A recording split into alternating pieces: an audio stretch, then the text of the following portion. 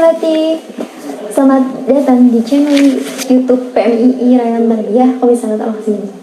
Perkenalkan, nama saya Ati Walihatul Ainiyah. Di PMII, saya biasa dipanggil Sahabati Ati.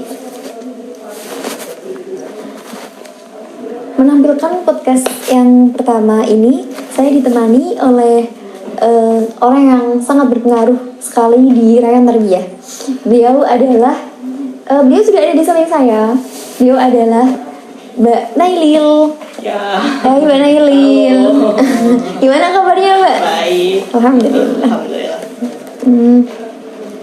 Menjadi ketua rayon yang pertama ini ya Mbak. Gimana sih latar belakangnya berdirinya Rayon Tarbiyah itu? Latar belakangnya kalau kita flashback ke belakang ya, sebenarnya rayon itu mau didirikan itu udah dari tahun saya sebelum masuk sebenarnya. Tahun berapa itu? Saya masuk pertama kuliah itu di tahun 2015. Masuk tahun 2015 itu saya mengikuti PMII langsung. Ketika ada kayak perekrutan, saya langsung ikut itu. Maksudnya jadi gak di rayon ya? Belum, karena waktu itu belum ada rayon. Saya masuk juga langsung ke komisariat. Saya masuk di tahun 2015 mengikuti Mapaba pasti yang pertama. Setelah itu saya mengikuti Mapaba, saya aktif di PMII pada waktu itu. Masuk di semester 2, semester 3 berjalan itu kayak dari senior atasku itu kayak pada bahas masalah rayon-rayon kayak gitu ya kan.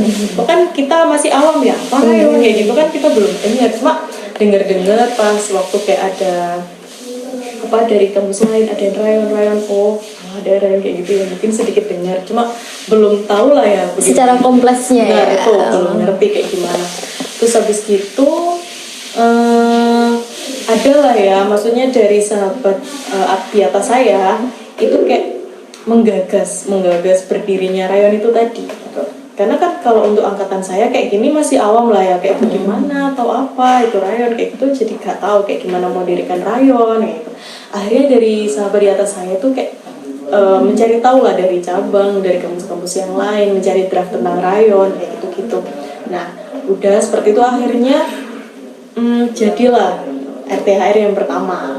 Oh, jadi pas pencarian itu dibantu sama kampus-kampus lainnya? Enggak sih, bukan seperti itu. Jadi kayak gini, kita atau saya sahabat lah, katakanlah sahabat A, itu kayak kita sahabat A itu mencari tahu dari kampus lain kayak gitu. Oh, cari sendiri berarti. Cari sendiri ya, tahu sambil semangat sekali ya. Karena dia jiwa-jiwa PMI-nya besar gitu. Terus habis gitu mereka ngumpulin kayak draft, ntar yang dibuat RTHR itu apa saja yang dibutuhin untuk mendirikan rayon itu, butuh apa saja kayak gitu ya kan. Akhirnya lah itu terjadi RTHR itu tadi di semester 3, berarti di tahun 2016 sekitar 2016 RTHR pertama itu pasti yang hadir pasti di angkatan saya. Karena kan angkatan saya belum masuk di komisariat otomatis ya kan, karena masih baru, masih. Terus habis gitu waktu itu saya waktu RTHR itu saya kebetulan lagi ada acara, jadi saya tidak mengikuti acara RTHR itu dari awal, ya kan. Saya tidak mengikuti acara RTHR itu dari awal, ya setengah jalan lah saya baru datang. Saya juga tidak ada kayak dari angkatan saya tuh kayak nggak ada mau calon untuk jadi ketua rayon atau kayak gimana tuh nggak ada yang mencalonkan. Nggak ada, jadi kayak siapa nanti itu kayak gitu, iya wes lah nanti yang jadi siapa ya udah kayak gitu lah kan, nggak ada, jadi kayak ya udah kayak gitu. Akhirnya saya datang ya ikut sidang-sidang yang lagi berjalan, saya ikut. Saya nggak tahu ya pas waktu pemilihan ya kita pilih gitu aja, saya juga ikut pilih gitu kan ya. Tapi nggak tahunya pas waktu perhitungan nama saya tuh paling banyak dipilih kayak gitu. Ya, alhasil akhirnya saya jadi ketua rayon pada waktu itu kan ya. Ya kayak gimana ya seneng campur bingung gitu kan. Kayak gimana nanti saya jadi ketua rayon ya kan, atau kayak gimana belum Senengnya ada. gimana tuh?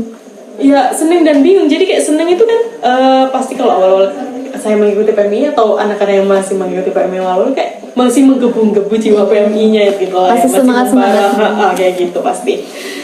Seneng lah ya, maksudnya kayak aku ngerasa kayak gini. Baru masuk, belum masuk ke kepengurusan, sekali masuk saya jadi ketua kan kayak gitu. Nah terus juga kayak di awal sini dari zaman awal komisariat sampai sekarang kan nggak ada yang namanya ketua itu perempuan pada waktu itu. Nggak ada sama sekali. Nah dan di situ kayak saya ini perempuan kayak gitu loh, baru perempuan pertama yang jadi ketua di awal sini kayak gitu ya, meskipun itu tingkatannya di bawah komisariat gitu loh. Jadi kayak wah kayak gitu pasti. Jadi gimana nih, ada beberapa hal gak sih yang harus, aku perempuan nih, terus di PMI kan biasanya diskusinya kan malam-malam mbak, itu ada gak hal-hal yang harus dijaga, terus kayak ngikutin perspektif orang-orang luar gak sih gitu gimana? Itu pasti, apalagi kita hidup di lingkungan desa, pasti kan lingkungan desa tuh ya tidak menutup kemungkinan ya orang-orang pasti kayak apa ya, di telinga kita tuh kayak geli gitu lah ya, pasti cewek pulang malam kayak gitu kan. Apalagi kan kita kuliah malam, setelah itu ada diskusi pasti pulangnya lebih malam, pastilah ya seperti itu. Cuma kan aku mikirnya kayak gini, aku hidup bukan dari ini omongan orang-orang kayak gitu ya kan. Ya selagi orang tua aku membolehkan gitu, dan saya juga di jalan maksudnya ya tidak salah gitu kan ya, saya tetap lakukan kayak gitu ya, meskipun kayak ada hambatan lah ya, pasti kayak dari orang tua, pasti kalau orang tua dengar dari bisikan orang-orang pasti kayak anaknya seperti ini pulang malam kayak gitu, pastilah ya ada kayak kendala-kendala seperti itu tuh pasti. Ya bagaimana caranya saya untuk meyakinkan orang tua saya pada waktu itu kalau ya emang yang saya lakukan ini benar gitu loh, saya tidak main-main kok di luar maksudnya kayak gitu. Jadi yang saya lakukan nanti ada manfaatnya buat saya gitu. Akhirnya ya kayak gitu, pasti ada hambatan, membolehkan enggak ya kayak pasti kayak gitu, itu pasti. Iya, sampai ini kan menjadi ketua yang pertama, dan itu udah dikader nggak sama kakak-kakak di atas? Kalau dikader, sekedar dikader itu pastilah ya. Ketika kita baru mengikuti PMI, baru mengikuti maba, otomatis dikader lah. Maksudnya di pendekatan seperti itu. Karena biar kita tuh nyaman, biar kita nggak pergi dari PMI gitu loh. Karena kita mendapatkan teman di situ. Pasti awal-awal seperti itu ya kan. Karena kita di PMI tidak menutup kemungkinan kita mencari teman untuk pertama ya kan. Karena kita belum tahu awam apa sih itu PMI. Jadi kayak pendekatan kayak gitu dari senior atau dari sahabat di atasku kayak gitu. Akhirnya aku tetap mengikuti kayak gitu, meskipun aku tuh seneng kumpul. Jadi kayak meskipun hari ini gak ada diskusi kayak gitu, tapi anak-anak pada kumpul ya saya ikut kumpul gitu aja kan. Dari situ nanti kita dapat ilmu juga atau dapat wawasan kayak gitu kan ya, dari cerita-cerita dari senior atau kayak gimana kita bisa langsung tanya ke seniornya kayak gitu. Terus ada kesusahan nggak sih mbak untuk mengkader, karena emang lebih awal di rayon terus mengkader anggotanya? Apakah ada kesulitan? Untuk mengkader anggotanya, kalau untuk mengkader anggotanya itu pasti susah karena dari zaman saya di Tarbiyah itu kebanyakan anggotanya itu adalah perempuan. Iya. Sampai sekarang gitu ya. Karena itu yang bikin susah, karena kan kayak gimana ya, kalau perempuan itu saya bilang lebih susah. Karena apa? Karena kayak gini biasanya kalau perempuan, temennya yang satu ini kumpul sama temennya ini, ketika temennya yang ini enggak, mereka juga enggak ikut gitu ya. Ada lagi yang ini kayak gitu pasti, teman lagi satunya ini kayak kelompok A, kelompok B kayak gitu kan pasti ya kan. Nah itu yang bikin susah gitu. Jadi kayak waktu itu saya di rayon, jadi kayak gimana ya, mengkaderannya tuh kayak gini, kayak di kelompok A ini saya nanti ambil satu kayak gimana yang jadi inti di kelompok itu gitu loh, jadi yang mengaruhi gitu loh, itu yang saya dekati gitu ya. Meskipun saya nggak semuanya pendekatan langsung ke mereka, kayak BPH saya yang saya minta tolongin untuk pendekatan ke ini pendekatan Kayak ini. koordinator gitu ya? Pasti kayak gitu, saya ada, nanti saya bagilah, maksudnya yang ini nanti di kader sahabat A, yang ini nanti di sama ini kayak gitu. Karena kalau semuanya saya itu susah gitu loh. Saya juga mesti bagi waktu ini, jadi saya bagilah ya, mereka ke ini, satu ke ini, satu ke itu. Itu cara pengkaderan saya. Berapa sih Mbak anggotanya dulu? Oh, waktu itu minim sekali anggota saya. Pokoknya pas untuk BPH lah ya. Waktu itu ada ketua, ada sekretaris, bendahara, ada wakil nggak? Ada wakil kayaknya. Ada ketua, ada wakil, sekretaris, bendahara, terus waka 1, waka 2, waka 3. Waktu itu saya tidak ada kopri. Yang saya adanya itu pemberdayaan perempuan, itu namanya, bukan kopri. Karena waktu itu kan kayak masih bingung lah ya, BPH Rayon ini apa aja kayak gitu kan. Akhirnya ya udahlah ya, yang ada anggota itu tadi dimasukkan. Jadi kayak yowes, pokoknya Itu yang satu angkatan ya, itu semua satu angkatan dengan saya. Karena kan yang atas saya sudah di komisariat semua, meskipun itu masuk di dalam anggota. Jadi ya yang angkatan saya saja gitu. Karena kan waktu itu sebenarnya banyak sih, waktu saya maba itu banyak kayak gitu loh. Tapi untuk masuk tahun kedua ya, waktu saya di Rayon itu hilang udah tinggal sedikit itulah ya itu udah biasa ya. Jadi kayak mengaca dari itu, saya kayak gimana caranya gitu loh biar mereka ini nggak makin hilang ya gitu, biar tetap ya udah, emang kalau emang segini ya udah kayak gitu. Tapi gimana caranya untuk kita itu mengajak lagi yang nggak aktif itu, gimana caranya buat bisa bantu kita atau bisa aktif lagi di PMI. Menjadi ketua rayon pertama, nah itu kan menurut saya sulit sekali kalau bagi saya ya. Nah, untuk menimbulkan sikap patriotisme itu gimana itu Mbak? Kan tadi Mbak bilangnya seneng dan bingung. Iya. Gimana itu seneng dan bingungnya itu? Oke, tadi mungkin saya sudah jelaskan bingungnya, senengnya kayak gimana. Iya. Sekarang bingungnya. Sekalian kasih tipsnya untuk semua rayon-rayon. Bingungnya bingung banget pasti. Karena kan pertama nih ya, kepilih. Yang dilakukan pertama kali ini apa? Itu yang nggak ngerti pertama pasti itu.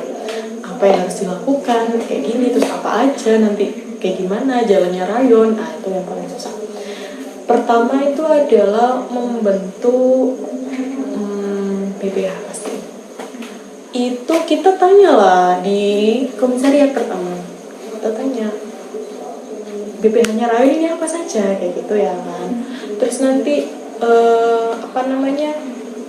untuk raker juga ada apa saja. Kita belum pernah masuk belum pernah bikin raker, kita belum pernah apa kayak gitu kan, belum pernah kayak gitu.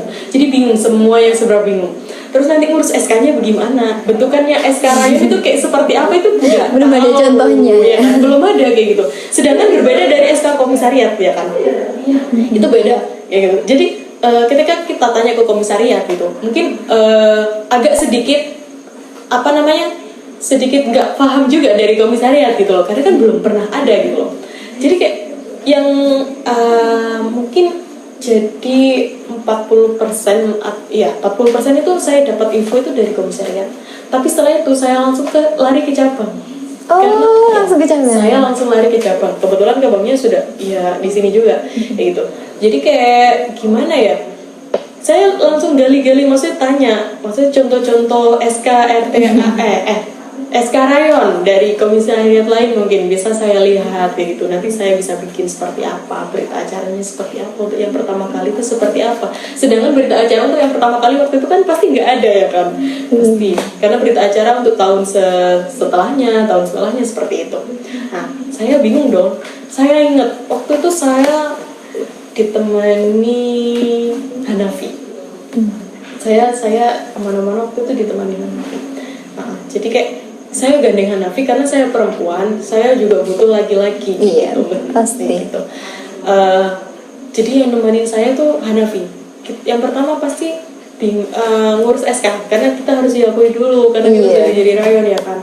Itu kita kayak kalau nggak salah ya, kita bikin SK itu berapa kali ya? Sampai diterima di cabang 3 atau 4 kali. Ditolak 3 kali. Ditolak karena tidak memenuhi, maksudnya semangat salah sekali. Astaga, saya ingat waktu itu hampir tiap hari saya tuh ke cabang ya kan, ke cabang tanya langsung, sampai pasti itu kayak ada kendala waktu itu dari komisariat, karena komisariat kayak gini, kenapa kok ke cabang gitu, melewati komisariat gitu loh. Aku langsung loncat loh, ya gimana saya nggak langsung loncat karena informasi di komisariat ini sangat minim gitu loh ya kan, sedangkan saya ini sudah harus tahu informasi tentang ini gitu loh. Terus habis gitu ya saya terima, maksudnya saya terima itu tadi, kesalahan saya emang salah, cuma ya mau gimana lagi gitu loh ya kan, itu jalan terakhir gitu. Akhirnya ya udahlah ya, konflik semacam itu pasti ada ya. Aku ya udah, aku lakuin biasa aja lah intinya kayak gitu. Setelah itu dapatlah ya untuk BPH-BPH-nya itu apa saja, akhirnya dimudahkan, karena bukan dimudahkan dalam hal apa namanya rayon, bukan, maksudnya kayak untuk apa, Proses mengisi, bukan proses, untuk mengisi BPH-BPH-nya apa saja itu tadi loh. Nah itu diserahkan lagi kembali, karena yang paling inti adalah kan waka-waka itu tadi, waka 1, waka 2 kayak gitu kan, sekretaris itu pasti. Nah kayak bendahara itu kan nggak terlalu maksudnya, jadi waktu itu kalau emang pakai atau enggak itu nggak masalah kayak gitu.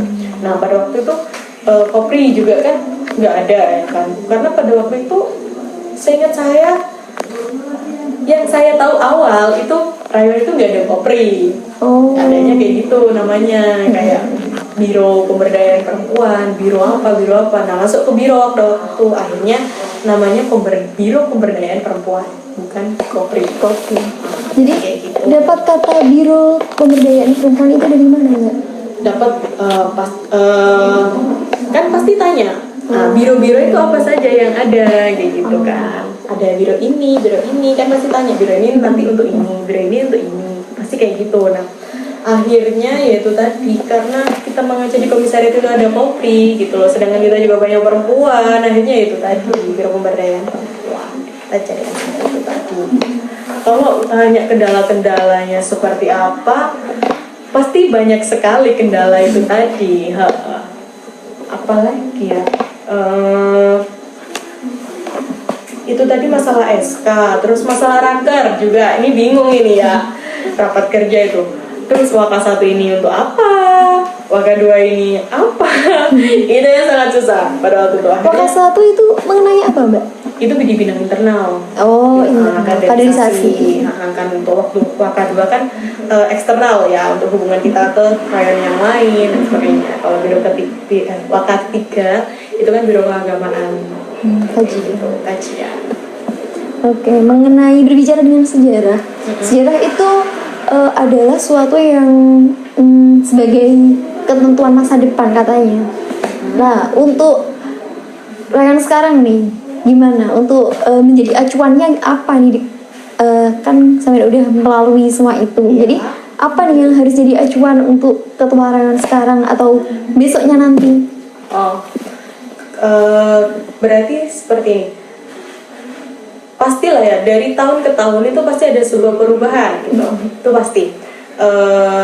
Yang diinginkan itu perubahan positif, perubahan yang meningkat, bukan perubahan yang menurun ya gitu, pasti ya kan.